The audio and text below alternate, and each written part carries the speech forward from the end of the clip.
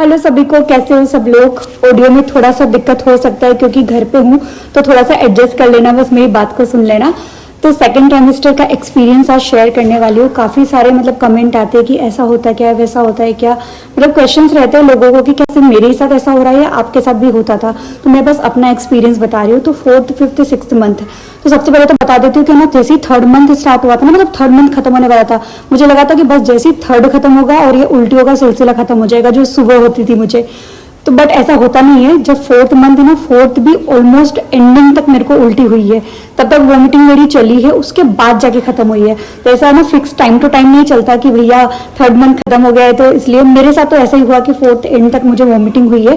बाकी 4th, 5th, 6th में सिर्फ एक दिक्कत जिसने मुझे इतना परेशान किया है ना, कि ये वाला जो एरिया है, सिर्फ इतना यहाँ पे मुझे इतना पेन होता था ना, मतलब ऐसे पेन होता था कि बस शार्प पेन बोल लो जिसको, कि अगर जैसे ये पेन आया है मुझे लेटना पड़ेगा, मैं लेटूंगी सही हो जाएगा, फिर उसके बाद वापस पेन आएगा, थोड़ी देर बाद फिर मैं लेटूंगी फिर सही हो जाएगा। और कभी कभी ये पेन यहाँ पे आगे इस जगह पे भी आ जाता था।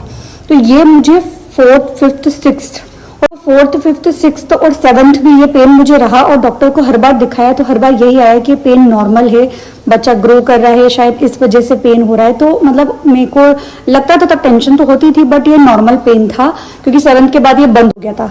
तो ये दिक्कत नहीं मुझे सबसे, क्योंकि मेरी देवर की शादी भी थी और मुझे इतनी, मैं मतलब 20 दिन के लिए जब घर पे यहाँ पे आई थी मेरे ससुराल में, तो मुझे यही टेंशन थी कि शादियों में इतने लंबे लंबे प्रोग्राम चलते हैं, मैं कैसे बैठूंगी, क्योंकि बैठना मुश्किल हो रहा था, बार बार लेटना पड़ता था, और शादियों में तो पॉसिबल है नहीं। खैर, इसके अलावा खाना पीना सब बढ़िया खाती थी मैं, कोई दिक्कत नहीं थी, जैसे नॉर्मल खाती थी, बट मेरी कोई डाइट बड़ी नहीं थी। मतलब जितनी रोटी मैं प्रेगनेंसी के पहले खाती थी या जितना खाना मैं प्रेगनेंसी के पहले खाती थी उतना ही खाती थी। कोई ऐसा चेंज नहीं आया कि कुछ डाइट बढ़ गई या भूख बढ़ गई, ऐसा कुछ नहीं हुआ। और एक और क्वेश्चन सबको आता है कि पेट दिखना कब से स्टार्ट हुआ था। तो 5th के समथिंग पेट दिखना, मतलब 4th एंडिंग बोल लो या 5th बोल लो, तब से थोड़ा थोड़ा पता लगने लगा था कि हाँ प्रेग्नेंट है। और बेबी की मूवमेंट्स 5th एंडिंग में जाके मुझे फील हुई थी। भले ही सब लोग बोलते हैं कि उसके पहले हो जाती है, बट मेरे को 5th एंडिंग में फील होना स्टार्ट हुई थी कि हाँ भाई बेबी मूव कर रहा है अब।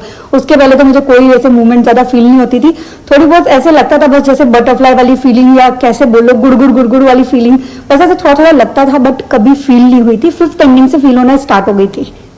तो भैया इसके अलावा तो कोई दिक्कत नहीं आई है, बढ़िया ही चला है, मतलब 4th, 5th, 6th भी बढ़िया चला है। ऐसा कुछ मेरा सेकंड ट्राइमेस्टर रहा है। अब कुछ और चीज छूट गई हो या आपको कोई और क्वेश्चन आ रहा हो तो मुझे कमेंट कर देना, मैं रिप्लाई करके बता दूंगी। और मैंने जस्ट अपना एक्सपीरियंस बताया है। Bye bye.